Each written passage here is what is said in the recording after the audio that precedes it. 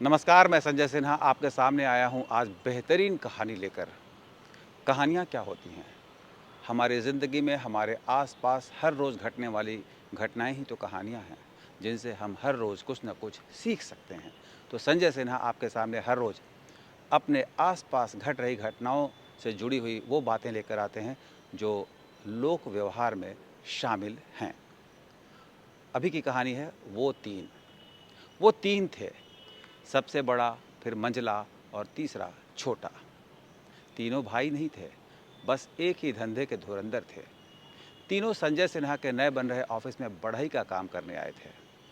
कहानी यहीं से शुरू होती है और यहीं ख़त्म भी हो जाती है। लकड़ी नापने का काम चल रहा था।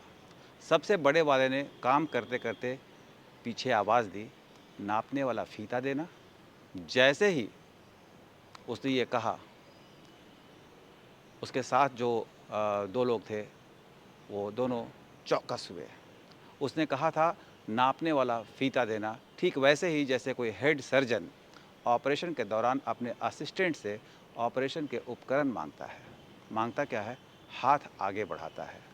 मंझा हुआ असिस्टेंट उसके इशारे को समझता है, ऑपरेशन की ज़रूरत समझता है और बिना कुछ कहे ज़रूरी और मांगे हुए औजार हेड के हाथ में रख देता है। तो बड़े ने कहा था, फीता देना। संजय सिन्हा तन्मयता से काम होते हुए देख रहे थे। बचपन से आदत है, जहाँ भी निर्माण होता है संजय सिन्हा रुक कर उसे देखने लगते हैं। बहुत अच्छा लगता है, बहुत अच्छा लगता है निर्माण देखकर। अचानक बड़े ने कुछ मांगा तो संजय सिन्हा का ध्यान उसकी ओर चला गया। वो चुपचाप सारी गतिविधियाँ देख रहे थे। मंझला फीता देने के लिए उठ ही रहा था, उससे पहले छोटे ने फीता हवा में उछालकर बड़े की ओर फेंका। बड़े ने उसे कैच कर लिया। उसने कुछ नहीं कहा, काम में लग गया। मैं मंझले का मुंह देख रहा था। उसे पता नहीं क्यों इस तरह फीता उछालकर बड़े की ओर करना नागवार गुजरा। उसने कुछ कहा नहीं, बस चुप रहा। काम खत्म हो गया तो हम बाहर निकले।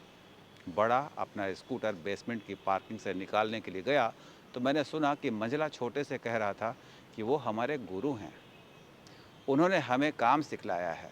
तुमने उनकी ओर जो फीता फेंका, फेंक कर क्यों दिया तुमने? छोटे ने कहा, क्या फ़र्क पड़ता है, उठ कर देने जाता, इससे अच्छा तो यही था कि सामने से फेंक कर दे दिया। मंझला उदास हो गया। उसने कहा कि यह गलत है। वो हमारे और तुम्हारे, हम दोनों के गुरु हैं।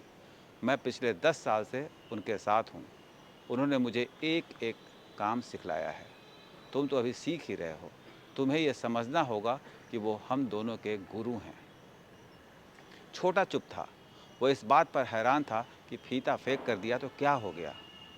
मंझला कह रहा था कि भाई, आदमी मंदिर जाता है, भगवान की मूर्ति के आगे फूल चढ़ाता है, प्रसाद चढ़ाता है, फेंक कर तो नहीं चढ़ाता। वो मूर्ति के करीब जाकर आदर भाव से उन्हें पुष्प अर्पित करता है, प्रसाद चढ़ाता है। क्यों? वो तो पत्थर की मूर्ति है। वो तो शिकायत भी नहीं करने आएंगे। पर बात यह है भाई कि आदमी को परमात्मा और गुरु के प्रति आदर का भाव रखना चाहिए। हम इस बात का बहुत ख्याल रखें, क्योंकि दोनों हमें देते हैं। एक ने जीवन दिया है, दूसरे ने जीवन को संचालित किया है। उनके प्रति आदर नहीं रखोगे तो फिर विद्या का फ़ायदा ही क्या है?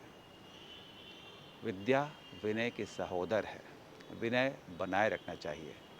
वो हम दोनों से उम्र में बड़े हैं, हम उनसे विद्या सीख रहे हैं। ऐसे में तुम जब भी उनसे पेश आओ, विनम्रता से आओ। विनम्रता से आओगे तो काम जल्दी सीखोगे, जल्दी तरक्की करोगे। उनका मान असल में तुम्हारा मान होगा। बस।